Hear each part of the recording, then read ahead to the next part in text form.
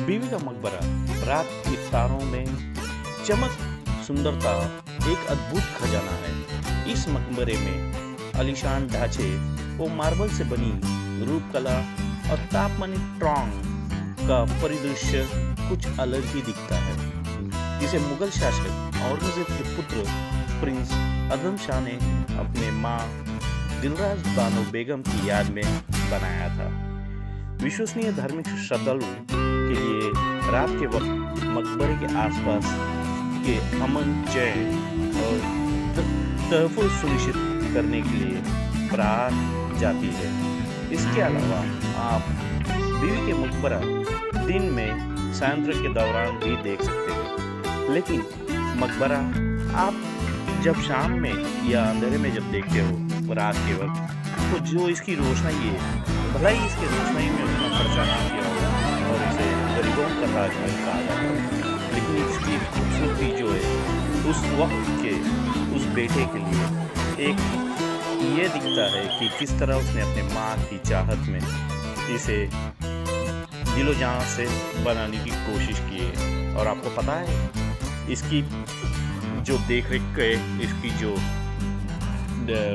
Double ये कहा जाता है, क्या आपको पता है बीवी का मकबरा और ताजमहल इन दोनों का भी रिलेशन बहुत ही हद तक एक सरीका है। जैसे अगर देखा जाए औरंगजेब, अब औरंगजेब की ताजमहल में जो मुमताज़ महल है वो औरंगजेब की माँ है, और जो बीवी की मकबरा में जो कब्र है वो औरंगजेब की बीवी है।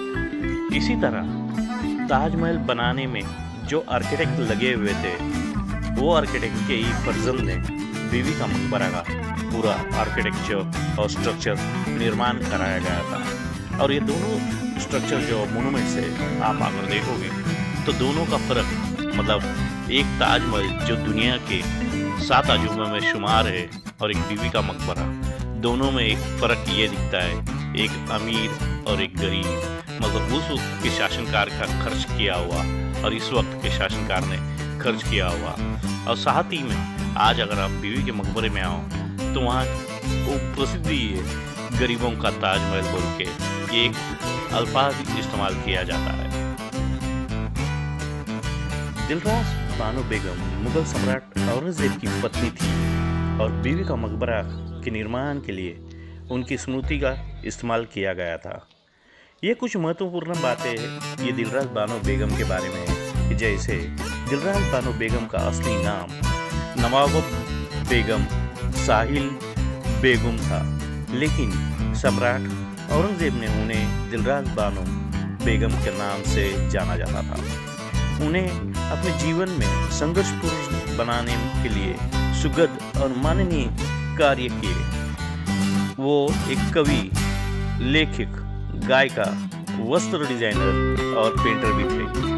दिलराज बानो बेगम को सम्राट औरंगजेब का प्यार और सम्मान मिला।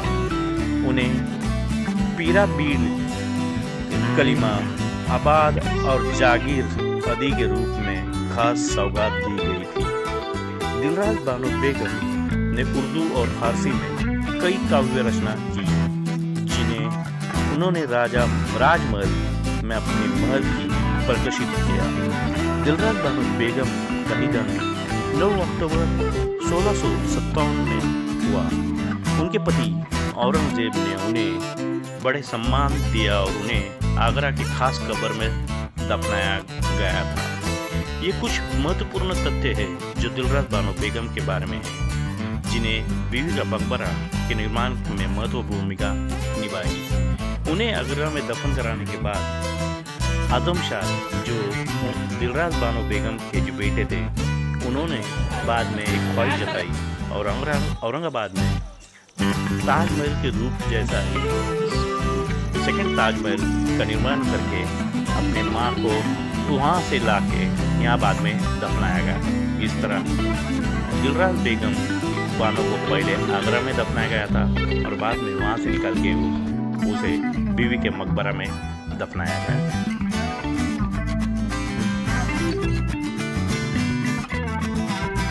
आपको ये इन्फॉर्मेशन अगर अच्छी लगी तो इसे लाइक शेयर और सब्सक्राइब जरूर करें।